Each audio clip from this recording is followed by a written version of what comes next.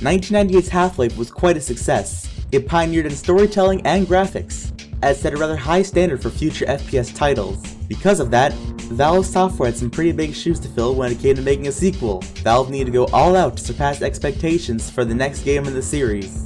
So what exactly did they do to top the previous entry in the Half-Life universe? Let's find out now. Continuing from where Half-Life 1 left off, after defeating the Nihilinth, the portals allowing the alien Xen creatures continued to appear around the Earth, attracting the attention of the massive alien empire known as the Combine. Using the portals between Xen and Earth, they quickly took over Earth with their greater numbers in a war known as the 7-Hour War, named due to the battle only lasting 7 hours. The battle took the lives of more than half the world's population. While all that was taking place, the administrator of the former Black Mesa Research Facility, Dr. Wallace Breen, was permitted to reason with the Empire, negotiating humanity's survival, but at the price of freedom. The Combine rewarded Dr. Breen by declaring him the ruler of the world, giving him an office right on the top floor of the imposing Citadel, a building used by the Combine as its headquarters. Dr. Breen, he's the administrator of this whole vile business now. He ended the 7 Hours War by managing Earth's surrender. The Combine rewarded him with power. After the war was over, the Combine placed the remaining humans inside the now reorganized cities, since the world outside the cities is now full of dangerous Xen creatures, making them uninhabitable for humans. But most alarmingly, the Combine have imposed a field over Earth known as the Suppression Field, which makes it impossible to reproduce, explaining why there are no children featured in the game, along with the haunting fact that if it is not shut off soon, humanity will be extinct in less than a century. But that is only a drop in the bucket when it comes to the horrors of the Combine. During the beginning chapter, the signs of oppression from the Combine forces are apparent throughout. Harsh treatment of civilians, emotional trauma. What are we going to do? We'll think of something.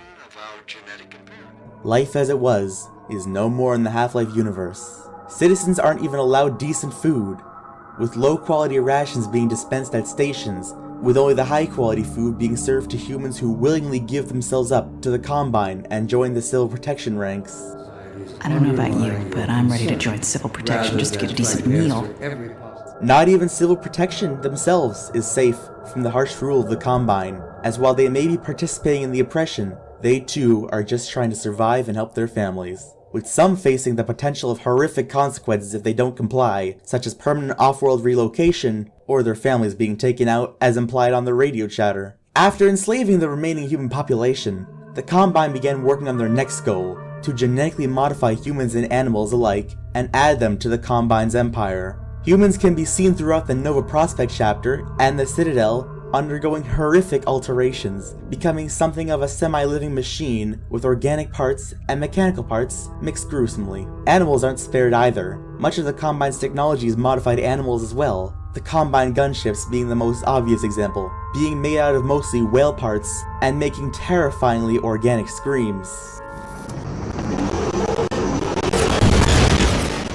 The Combine has also started to drain the Earth's resources. The most obvious example is the ocean. Throughout the coastal levels, you can see the water level has dropped significantly, with only the piers and boats being a reminder of where the water used to be. Moving on to what the player experiences, the mysterious G-Man brings Gordon Freeman out of stasis long after the Black Mesa incident on a train to City 17, an Eastern European city where the Combine's rule is as clear as day. The player is swiftly introduced to returning characters from Half-Life 1, such as Barney, about that beer I owed you. Hey, catch me later, I'll buy you a beer. Dr. Kleiner and Eli, Isaac, are you there? Yes, Eli. Bit of a holdup on this end. You'll never guess who found his way into our lab this morning. That's not who I think it is. Why didn't they listen? We tried to warn them. I never thought I'd see a resonance cascade, let alone create one.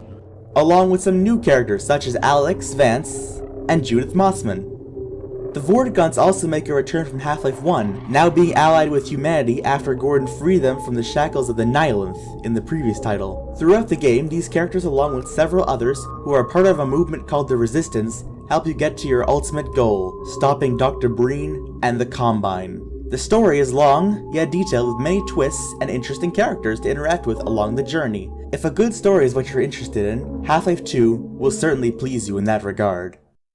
Half-Life 1's graphics were very good for 1998 standards, and did Half-Life 2's graphics continue the trend? Indeed they did. For starters, the game's lighting is very impressive. The levels are lit by pre-baked ray-traced light maps, giving the environments a more natural feeling as opposed to the flatter lighting seen in other games at the time. The texture work for the most part looks very well done, with all of them being consistent in their quality, and many of the textures also have neat cube map reflections that look pretty neat. Normal mapping is also featured, resulting in more convincing lighting on certain textures such as rocks and bricks. The water is particularly noteworthy.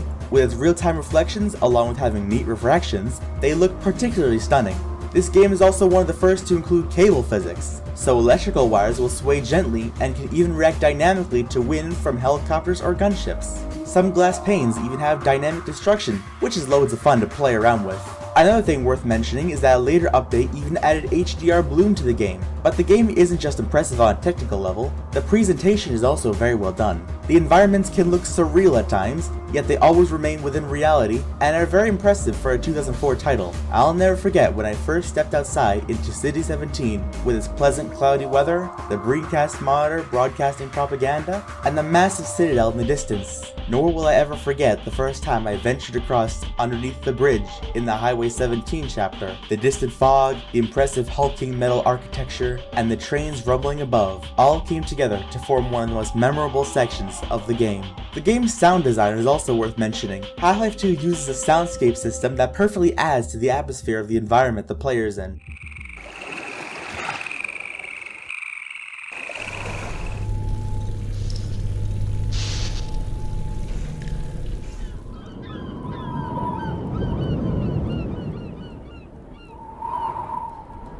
Along with the sound design, the game's soundtrack fits perfectly well with the environments, excellently setting the stage for what you'll be facing when they play. Some of the tracks from Half-Life 1 are even carried over to the new game as well. The NPC character models, both human and alien, are very well done, featuring incredibly smooth animation for 2004 standards. But perhaps the most impressive feature about them is the revolutionary facial animations. They manage to look realistic without being uncanny and convey emotion to the player with ease. And thanks to this technology, the characters are far more sympathetic, and the story can be conveyed by the NPCs far easier than Half-Life 1.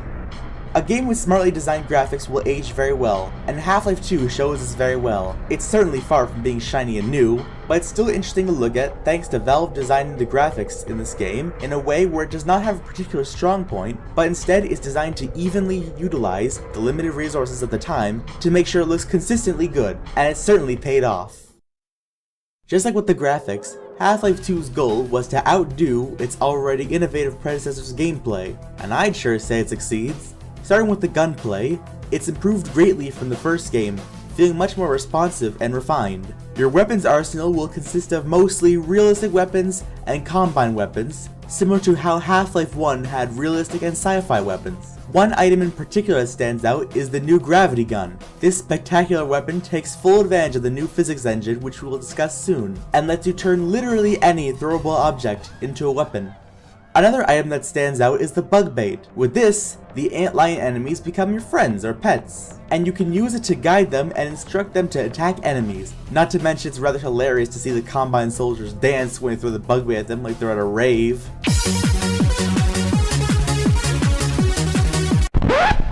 Oh. Some of the enemies from the previous games make a return, such as those pesky barnacles that cling to the ceiling and latch onto you if you touch their tongues, to the Vortigaunts, who have since become friends with the human race as mentioned before. But there's plenty of new enemy types too, mostly consisting of Combine forces. You have the weak civil protection officers in the beginning, along with the standard military troops that are cybernetically modified humans, which replace the military soldiers from the last game, the shotgun soldiers, which are really annoying, especially since they can actually kill your companions. Man! And the elite soldiers, who put up quite a fight. What is much more interesting are the other types of enemies the Combine can throw at you, from the previously mentioned cyber whale machines known as the gunships, to massive three-legged mobile turrets with giraffe legs known as the Striders. the Combine's gross, half-organic enemies are as interesting to look at as they are to fight. One more enemy group worth mentioning is the headcrabs. The ordinary headcrabs and headcrab zombies make a return, but this time around, there are also fast headcrabs and poison headcrabs. The fast headcrabs are pretty much self-explanatory, pretty much being just faster versions of normal headcrabs. But the fast headcrab zombies are sure to give you at least a few nightmares from the sounds alone.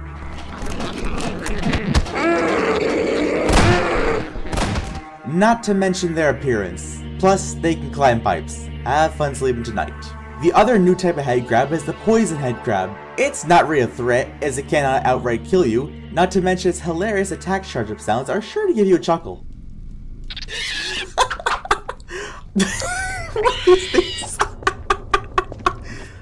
The real danger is that it instantly drops your health to 0 before slowly rising back up to its original health. So if other enemies are nearby, kiss yourself goodbye. Hey, I just rhymed. The poison headcrab zombie, on the other hand, is much more terrifying. It's capable of holding 3 poison headcrabs, which can toss the player. It takes a lot of damage to kill, its appearance is downright horrifying, and its sounds are almost as terrifying as the fast headcrab zombies.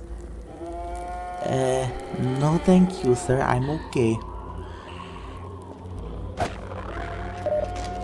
I said I'm okay.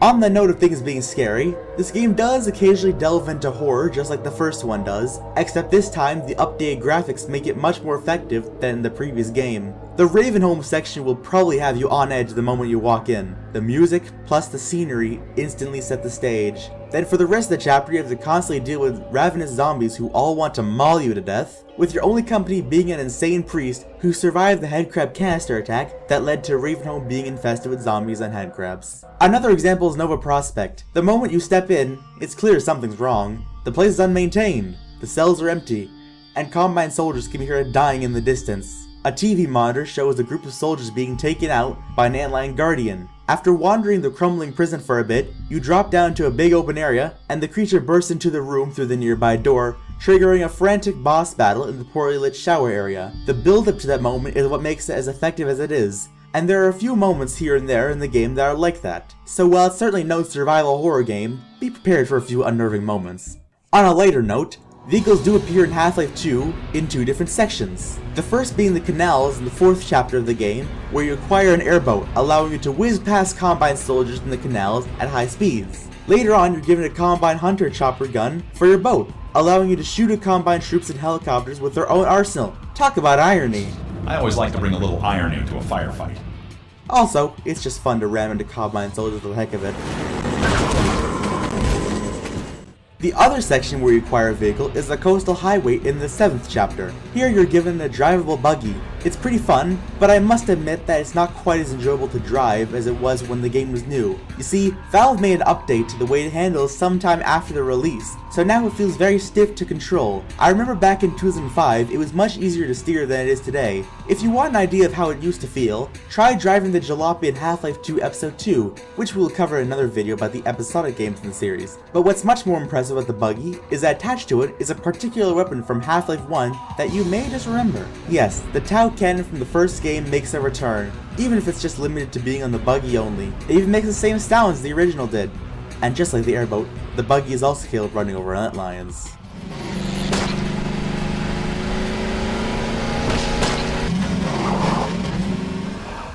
The concept of friendly companions who can follow and assist you is also returned from Half-Life 1, only this time they cannot be killed, though there are quite a few more variants who can perform different tasks. In the 3rd act of the game, you'll meet resistance rebels who will assist you in battle along with providing you ammo when you're low, and special medic variants who can provide you medkits. Here, patch yourself up.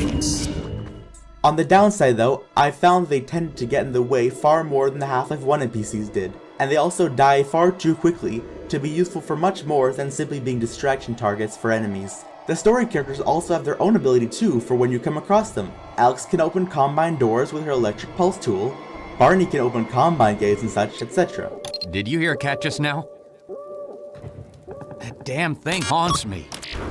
Speaking of the story characters, There are many sections just like in the first game where you can either listen to the characters or just explore the environment as you please. If you're familiar with the story, I urge you to look around during these scenes the next time you play. You might just find something new this time around. Some of my favorite parts of Half-Life 2's gameplay are the defense sections, where the game switches things up. Most of the gameplay is solving puzzles and shooting enemies, but there are occasional sections where you'll instead be setting up reprogrammed turrets or defending Alex while she works on a computer. Sections like these really help keep the gameplay fresh throughout the experience and offer an interesting challenge. Probably the biggest change in Half-Life 2's gameplay from the last time is the physics engine. Half-Life 2 runs on a heavily modified version of Half-Life 1's Gold Source engine, now called the Source engine, and the previously mentioned physics engine that Source has was incredible for its time and even impresses today. Many of the game's puzzles incorporate the new physics engine to design fun and creative puzzles, which are lots of fun to solve every time. Some of the zombies can even use nearby physics objects to toss at the player.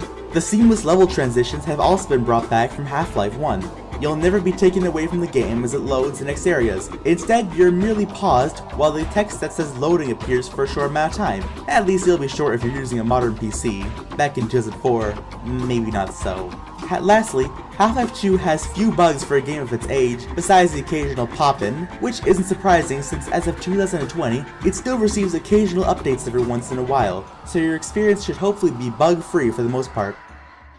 Before we wrap up and move on to the rating, I'd love to mention a funny story about this game. Back when I was in first grade around 2009 or so, I had a dream where I was in the section of the game where you must defend Alex from the Combine soldiers while she works on a computer, and alongside me was a cartoon character who I can't remember anymore, but me and him were fighting the Combine soldiers to defend Alex. And the morning after, my class had an assignment where we had to write down what we were thankful for, since it was around Thanksgiving. Now I wasn't aware that by thankful they meant things like family and such. I thought it was just things I was glad about in general. So I remembered that dream and I wrote the name of the character who helped me in the dream, and the teacher was so confused when I had to explain why I wrote that down. I thought that was very interesting. But enough stories now, let's move on. Half-Life 2 certainly lived up to its expectations. It not only improved on what the original title has to offer, but it also experimented with new technologies that make the experience all the more fun to play. So what's my final rating? Let's get into it.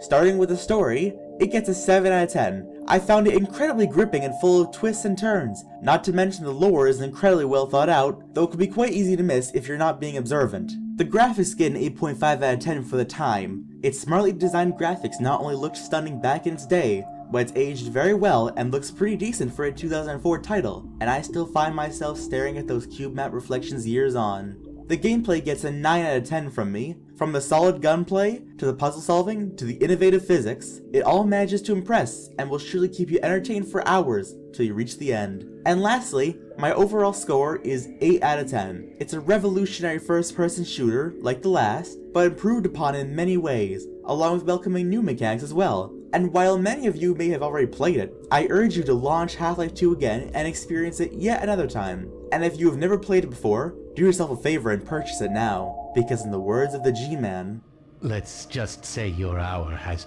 come again.